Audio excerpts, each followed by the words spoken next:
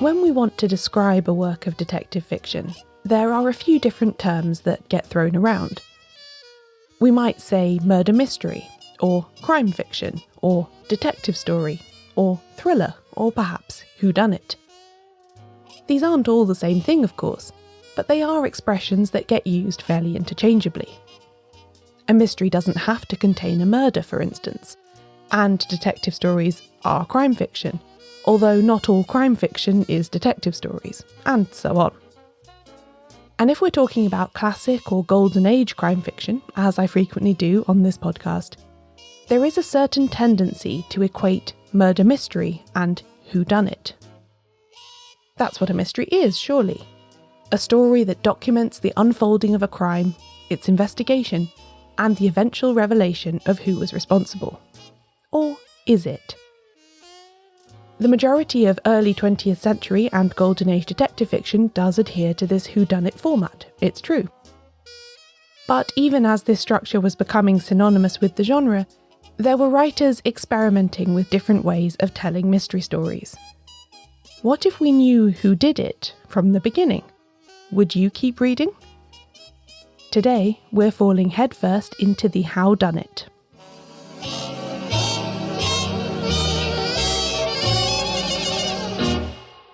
Welcome to Shedunnit. I'm Caroline Crampton.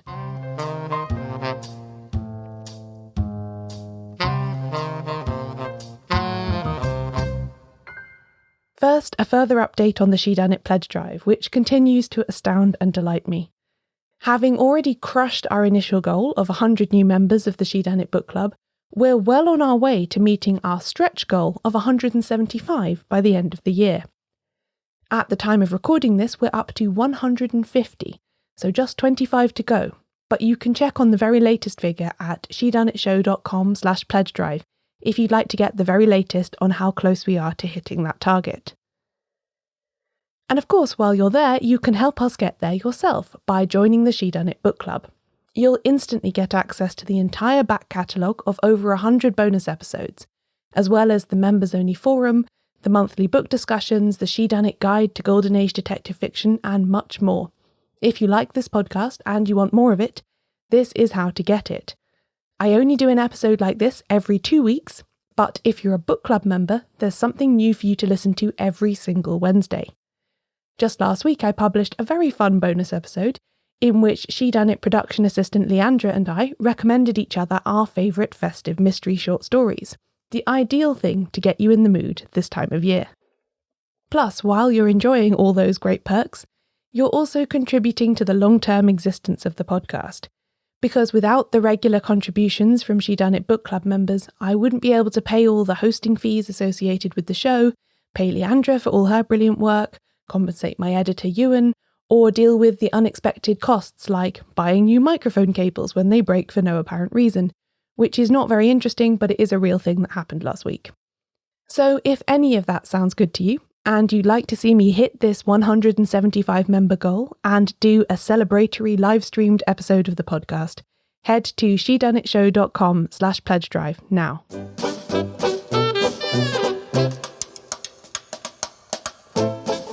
You're probably fairly used to me saying the word whodunit on this podcast, and pretty comfortable with what that means.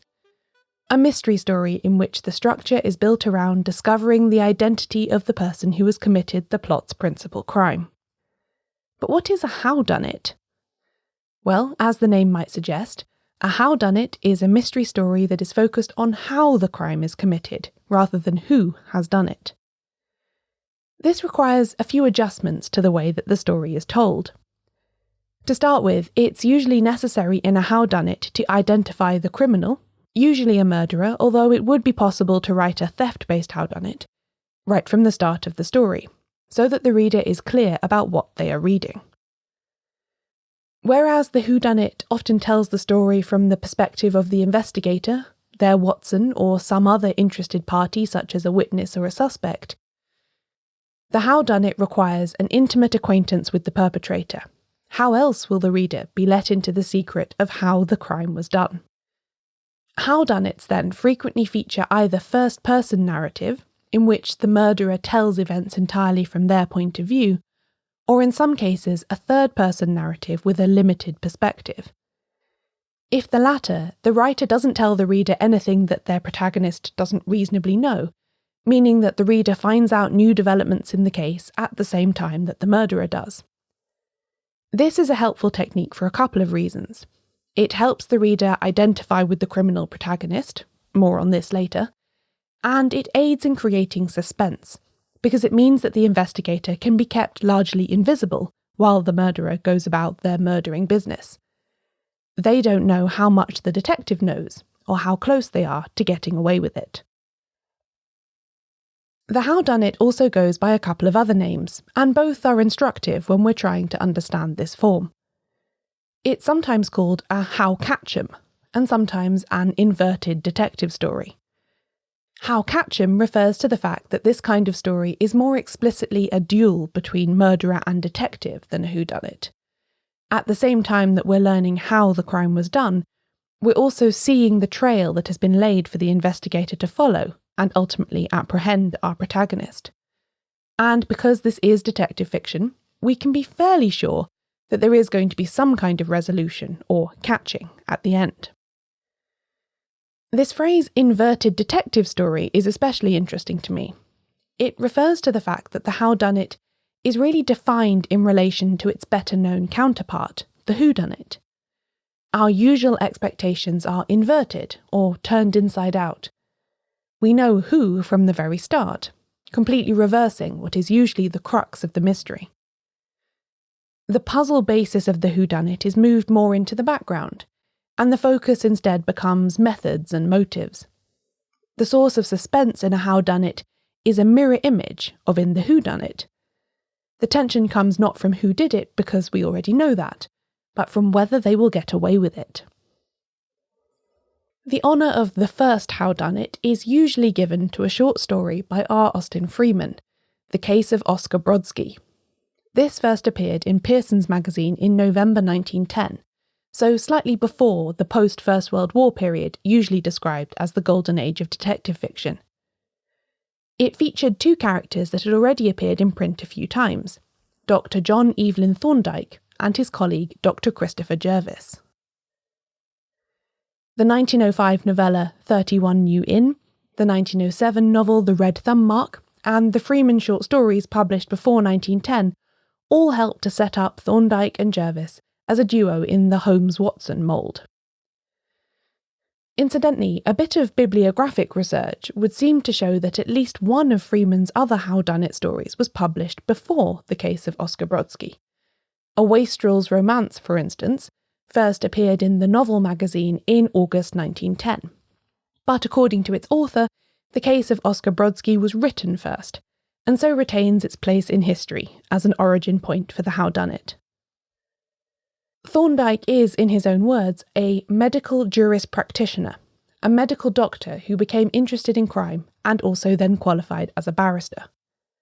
This dual specialty in medicine and law makes him a unique figure in the crime fiction of the time, something like a proto-forensic investigator, who can both analyse the clues left at a crime scene and reason his way through the legal implications of how a crime might have been conducted. Jervis, also a medical doctor, is sometimes the narrator of his friend's adventures, and sometimes more of an introducer. Regardless, he frequently accompanies Thorndike when he's called out on cases, and fulfills the Watson role by being the person to whom the brilliant detective explains his observations and his methods. In the case of Oscar Brodsky, Freeman's readers got a taste of his new innovation, the inverted detective story. The story is told in two parts. First, we get a scene describing the actions of one Silas Hickler, a small-time burglar who seizes an opportunity for enrichment one night when a diamond merchant named Oscar Brodsky stops at his home to ask him for directions to the station. Hickler invites Brodsky in, saying he's also about to leave to catch a train and suggests they wait in the warm together. He then proceeds to murder his guest, ransack his pockets, steal the diamonds he finds and dump the body on the nearby railway line, attempting to make it look like an accidental death or suicide. Part 1 concludes when Hickler arrives on the platform to take his train as planned, just as the stretcher bearing the body of his victim is being carried into the station. Part 2 opens a few moments later, with Thorndyke and Jervis arriving, by coincidence, at the same station. They are recognised by an acquaintance, and thus roped into the nascent investigation. We are invited into the secrets of Thorndyke's mysterious little green box, which contains all of his scientific paraphernalia, including his microscope and slides. We see them retrace Silas Hickler's steps, and follow Thorndyke as he recreates all of the events that we, the reader, have already witnessed, via his meticulous observation, careful scientific analysis, and deductive reasoning. The story is satisfying even though Thorndyke's deductions do not technically provide us with any new information. There is something moral about the way this tale is told, with the reader deriving satisfaction from the fact that the bad person isn't allowed to get away with their crimes.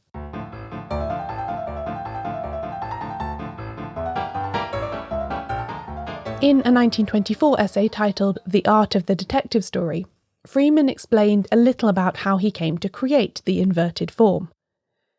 He had observed, he said, that the plot of a detective novel is, in effect, an argument conducted under the guise of fiction, with the writer positing a mystery and the reader trying to solve it.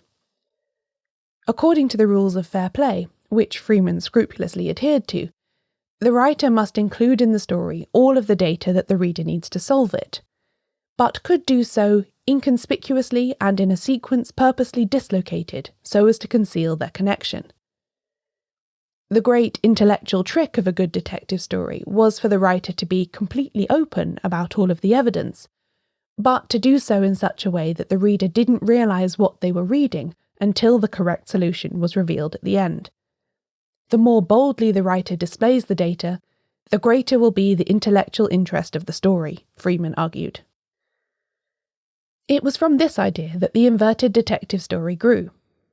What could be more obvious than showing the reader the entire crime before the detective even enters the scene? And yet most readers still won't guess just from reading the first part of The Case of Oscar Brodsky how it is that Dr. Thorndyke is going to get his man. As Sherlock Holmes might say, we see, but we do not observe. Freeman explained the effect thus.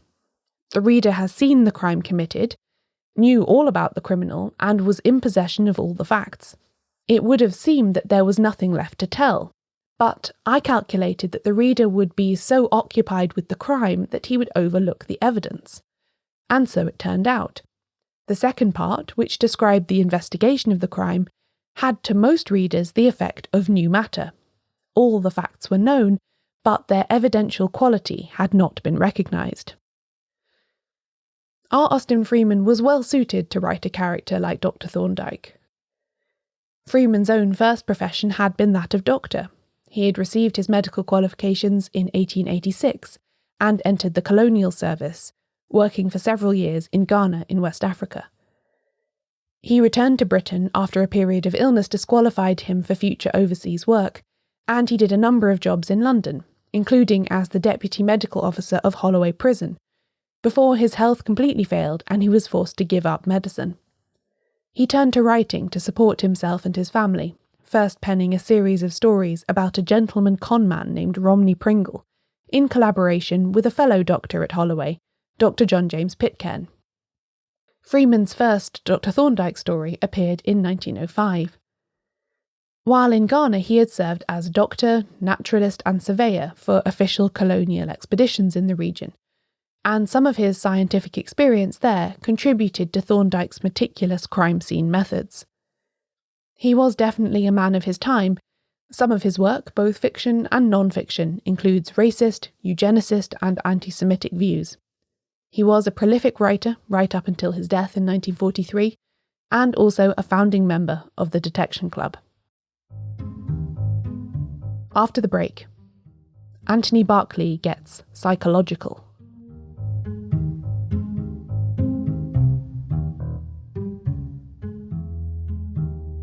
This episode of Shedunnit is sponsored by the Art of Crime podcast, a new history podcast that combines true crime and the arts to tell fascinating stories.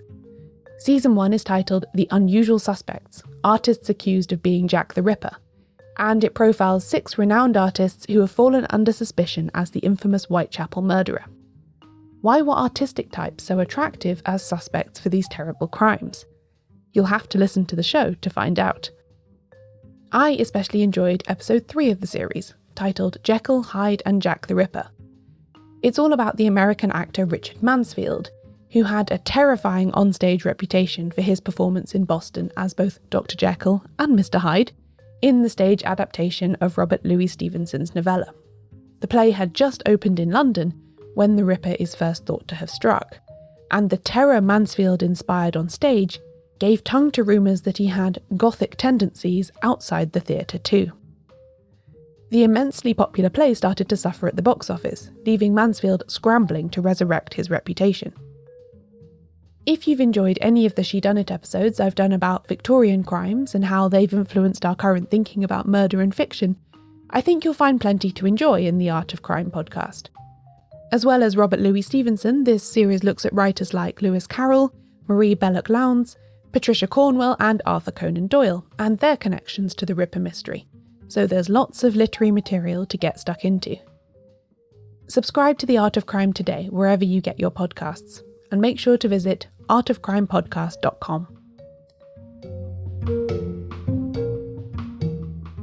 Although R. Austin Freeman started publishing his inverted detective stories in 1910, it wasn't until the early 1930s that the Howdunnit reached its most powerful form. And this happened in tandem with a more general societal trend, a greater interest in and understanding of psychology. You find references to this littered throughout the detective fiction of the 1920s, reflecting the fact that the work of men like Jacques Lacan, Jean-Paul Sartre, Jean Piaget, and Sigmund Freud had entered the popular discourse. In Freud's own History of the Psychoanalytic Movement, he wrote that until 1907 he had been an outlier, an isolated theorist. Then other thinkers began to coalesce around his work. He was invited to America to give lectures. He met influential figures in this nascent speciality of the mind on both sides of the Atlantic, and his ideas began to have traction with the public at large. The aftermath of the First World War had an impact too. For the first time, the lingering mental trauma of the war to end all wars was acknowledged in a widespread fashion, and some cases were treated by psychoanalysis. Dorothy L. Sayers' 1928 novel The Unpleasantness at the Bologna Club provides a detective novelist's perspective on this very topic.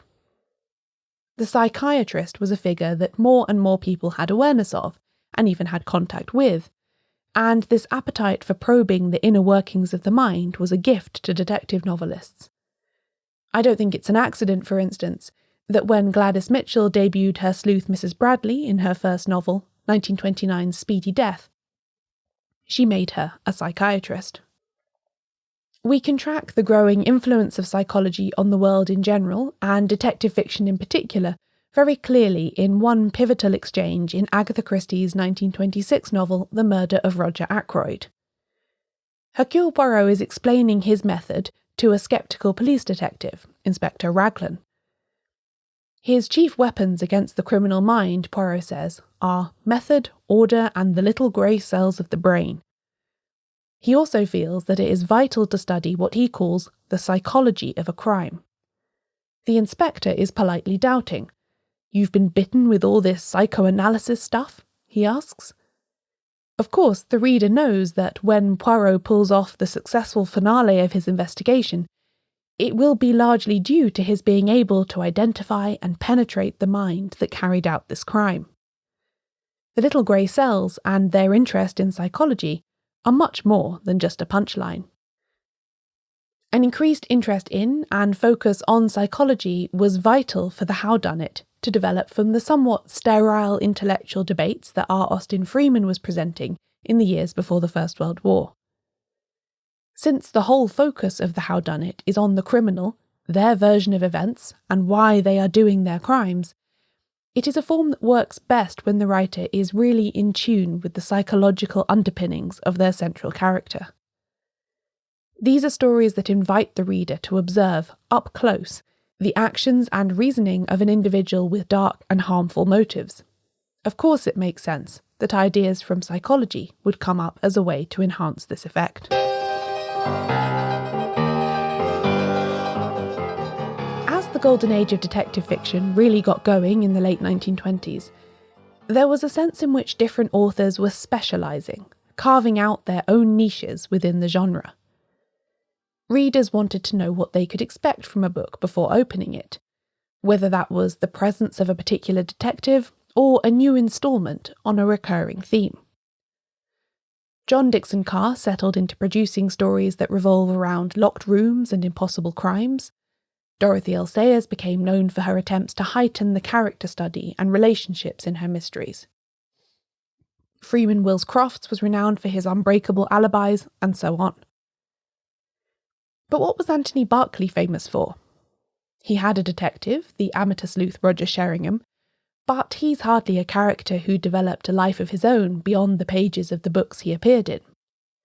Berkeley's intellect was a restless one, always looking for new challenges and ways to push the boundaries of his genre. He was both a keen student of real-life criminal cases and a survivor of the First World War. There was no doubt that he was fascinated by psychology. His second novel, 1926's The Witchford Poisoning Case, brought this to the fore. It was based on the 19th century Florence Maybrick poisoning case, which I've made 2 episodes about in the past if you care to learn more about it. It was dedicated to his friend the writer E.M. Delafield, and in this note he hoped that she would, quote, recognise the attempt I have made to substitute for the materialism of the usual crime puzzle of fiction those psychological values which are the basis of the universal interest in the far more absorbing criminological dramas of real life. In other words, I have tried to write what might be described as a psychological detective story. If the Witchford poisoning case was Berkeley's first attempt at infusing psychology into the detective story, it certainly wasn't his last. It isn't precisely a whodunit, but the attentive reader can see Berkeley trending in that direction. The classic whodunit held little challenge for him any longer. And then in 1931, not long after he helped to found the Detection Club, Berkeley put out a novel that is widely recognised as the high point of the Golden Age whodunit, Malice Aforethought. It has one of those opening lines that belongs up there next to the all-time greats, like Last night I dreamt I went to Mandalay again, or It is a truth universally acknowledged that a single man in possession of a large fortune must be in want of a wife. Malice Aforethought begins, it was not until several weeks after he had decided to murder his wife that Dr. Bickley took any serious steps in the matter. I would argue that everything you need to know about this whodunit, and arguably any whodunit, is contained in this one sentence. We know who is going to commit murder, Dr. Bickley, who he's going to kill, his wife, how long he has been thinking about it, several weeks at least, and that he has now arrived at the point where he is going to take serious steps. All that is left to find out is how he's going to do it, and we're already wildly curious about that. It's a perfect opening. The reviewers agreed, picking up on Berkeley's deft handling of the psychology of the whodunit. The New York Times called the book a fine psychological study of a distorted mind. The English Review deemed it psychologically extremely good. But almost nobody knew that it was Berkeley who had written it. To distance this new, darker, more experimental type of book from his more classic puzzle-based whodunits featuring Roger Sheringham, he used a pseudonym for Malice Aforethought, Francis Isles. He picked the name after discovering that he had a long-distance smuggler ancestor called that. He managed to keep his connection to the Isles pseudonym a secret for 2 whole years, bringing out 2 novels under the name in that time. It was a favourite game among his literary contemporaries, trying to guess who the writer's real identity was. The frenzy was stoked by Berkeley's publisher, who let it be known that Francis Isles was the pen name of an already well-known writer. Suggestions ranged as widely as Rose Macaulay and H.G. Wells, but the writer's true identity was still a secret when the second Isles book, Before the Fact, appeared in 1932. The crowning achievement of Malice Aforethought as a whodunit, to my mind, is the fact that Dr. Bickley is an inherently repulsive character, yet Berkeley makes the reader root for him to succeed. The more we see of Bickley's crimes, the greater the tension. Will he get away with it? Should we want him to get away with it? The moral clarity of the whodunit is inverted, and punishment for the criminal is no longer the default outcome that the reader desires. By showing us how the crime was done, Berkeley has exposed the awful humanity of his criminal. Encouraged by the success of Malice Aforethought, other writers were inspired to try their hand at the Howdunnit. Christopher Bush's The Case of the April Fools came out in 1933, and Freeman Wills Crofts switched fully into this new mode in 1934 with The 1230 from Croydon. Indeed, it became such a popular structure that Ngaio Marsh poked fun at it in her foreword to the 1935 novel Enter a Murderer. It's a brief vignette in which the author and her detective are in dialogue. She has shown Chief Detective Inspector Allen the manuscript that contains an account of his latest case and is receiving his feedback. Isn't it usual in detective stories to conceal the identity of the criminal, he asks, slightly rudely implying that it is obvious from the outset who done it. Marsh replies, "Hopelessly vieux jeu, my dear Allen. Nowadays, the identity of the criminal is always revealed in the early chapters. Vieux jeu means old game or old hat. The Howdunnit was no longer in the whodunnit's shadow."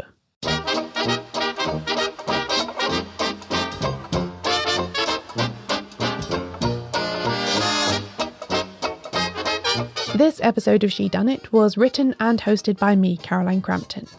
You can find links to all the books mentioned and other information about this episode at shedunnitshow.com/howdunnit. I publish transcripts of every episode, including this one. Find them all at shedunnitshow.com/transcripts. Shedunnit is edited by Euan MacAleece. Production assistance from Leandra Griffith. Member support for the Shedunnit Book Club from Connor McLoughlin.